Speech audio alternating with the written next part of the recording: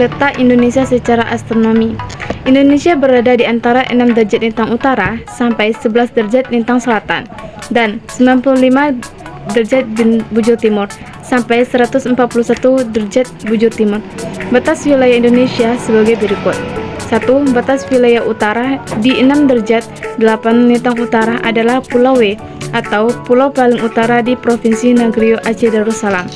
2. Batas wilayah selatan di 11 derajat 15 lintang selatan adalah Pulau Rote atau pulau paling selatan di Provinsi Nusa Tenggara Timur. 3. Batas wilayah selat barat atau pada 95 derajat 45 bujur timur adalah Pulau Benggala atau pulau paling barat di Provinsi Negeri Aceh Darussalam. 4. Batas wilayah timur pada 141 derajat 5 bujur timur adalah Sungai Fli atau sungai yang berada di kota Merauke, Provinsi Papua. Letak Indonesia berdasarkan garis lintang dan garis bujur merupakan wujud letak astronomi. Letak astronomis disebut juga letak absolut. Letak absolut mengidentifikasikan setiap lokasi sebagai titik melalui ukuran bujur dan lintang. Ukuran tersebut memiliki satuan derajat Celcius dan diaplikasikan dalam sistem grid matematis. Letak astronomis berarti suatu wilayah berdasarkan sistem koordinat atau garis bujur dan garis lintang. Garis bujur merupakan garis khayal yang membagi secara vertikal dan menghubungkan kutub utara dengan kutub selatan.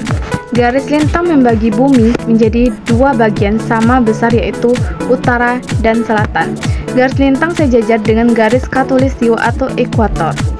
Berdasarkan letak astronomi tersebut, pulau-pulau Indonesia terbagi menjadi dua sisi, yaitu bagian atas atau belahan bumi utara dan bawah atau belahan bumi belahan.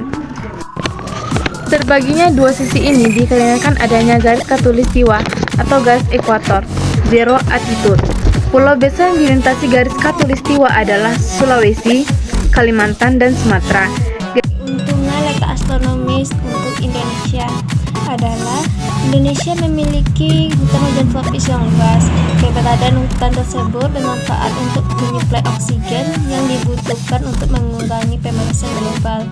Hutan tersebut juga merupakan habitat ideal bagi flora dan fauna. Keuntungan lain dari letak astronomi Indonesia ialah tersedianya lahan pertanian dan perkebunan yang luas. Lahan tersebut sangat penting untuk menghasilkan berbagai jenis komoditas bagi seluruh penduduk Indonesia. Letak Indonesia secara geografis. 1. Pengertian letak Indonesia secara geografis. Indonesia secara geografis terletak di antara dua benua dan dua samudra. Dua benua yang mengapit Indonesia yaitu benua Asia di sebelah utara dan benua Australia di sebelah selatan. Dua samudra yang mengapit Indonesia adalah Samudra Pasifik di sebelah timur dan Samudra Hindia di sebelah barat dan selatan. Tidak menutup kemungkinan apabila letak Indonesia dapat berubah di masa depan, karena hal ini bergantung pada aktivitas tektonis. Pengaruh letak geografis Indonesia di persimpangan lalu lintas dunia.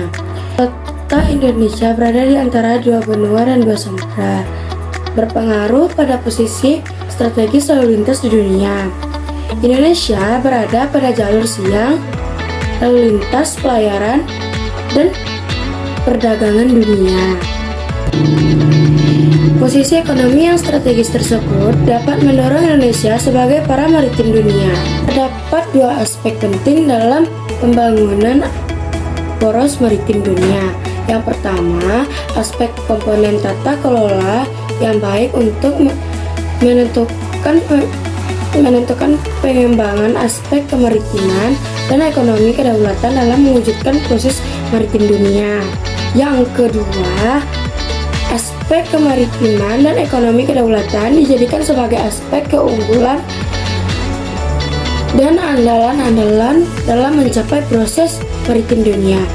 Keuntungan letak Indonesia secara geografis. Letak geografis Indonesia memberikan banyak keuntungan, mulai dari sisi ekonomi, kekayaan alam, hingga keberagaman budaya. Di antaranya yaitu yang pertama berada di lintas perdagangan internasional.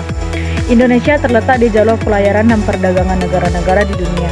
Dilihat dari letak Indonesia yang berada di antara dua samudra dan dua benua yang menjadi tempat lalu lintas perdagangan internasional. Yang kedua yaitu Indonesia menjadi negara agraris.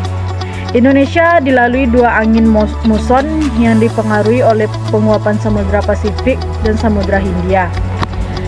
Yang ketiga yaitu ketersediaan tanah yang subur. Posisi Indonesia pada angin cincin api Pasifik juga mendukung banyaknya material yang dikeluarkan dari aktivitas vulkanik sehingga menyebabkan tanah menjadi subur. Kesuburan tanah yang tinggi ini sangat mendukung kegiatan pertanian di Indonesia. Yang keempat yaitu keberagaman budaya yang tinggi. Posisi lalu lintas internasional mengakibatkan banyaknya kapal-kapal negara luar singgah di Indonesia. Ini mengakibatkan terjadinya proses akulturasi budaya dari suku bangsa, sehingga memengaruhi keberagaman budaya di Indonesia. Kondisi tersebut memberikan keuntungan dalam segi sosial. Tentang letak Indonesia secara geografis. 1. Pengertian geografis. Pengertian letak geografis ialah letak suatu wilayah yang didasarkan oleh struktur batuan dalam bumi serta fenomena geologi di wilayah tersebut. Letak geologis juga berkaitan dengan posisi wilayah terhadap lempeng tektonik. Berdasarkan letaknya, secara geologis Indonesia dilalui oleh dua pegunungan muda. Ini pegunungan Sirkummediterania di bagian barat dan pegunungan Sirkumpasifik di bagian tengah. Pengaruh letak secara geografis. Menurut teori lempeng tektonik atau continental drift yang dikemukakan oleh Alfred Wegener, seorang pakar meteorologi, geofisika, patreologi kerak bumi, terdiri atas lempeng-lempeng yang mengapung di atas permukaan air. Di Indonesia terdapat beberapa fenomena alam yang menunjukkan adanya patahan di permukaan lempeng bumi. Patahan lempeng merupakan fenomena gerakan lapisan bumi yang memanjang dari kabupaten pada lereng hingga Jatinangor sejauh kurang lebih 29 km. Tabungan topografi yang bervariasi. Topografi dapat terbentuk dari tenaga dalam bumi, endongan dan tenaga luar bumi. Eksogen tenaga endongan dipengaruhi oleh luar bumi, eksogen tenaga endongan dipengaruhi oleh kondisi geologis, sedangkan tenaga eksogen dipengaruhi tenaga matahari, air dan angin. Sedangkan akibat dari kedua tenaga tersebut bisa memiliki topografi yang beragam di antara daratan rendah dan gunung-gunung serta gunung. Perbedaan ketinggian di wilayah daratan rendah adalah tidak terlalu berbeda dari suatu tempat dengan tempat lain. Daratan rendah sering disebut dengan daratan aluvial.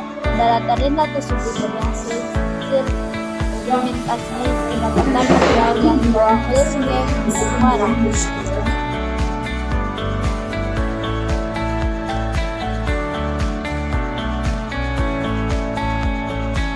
3.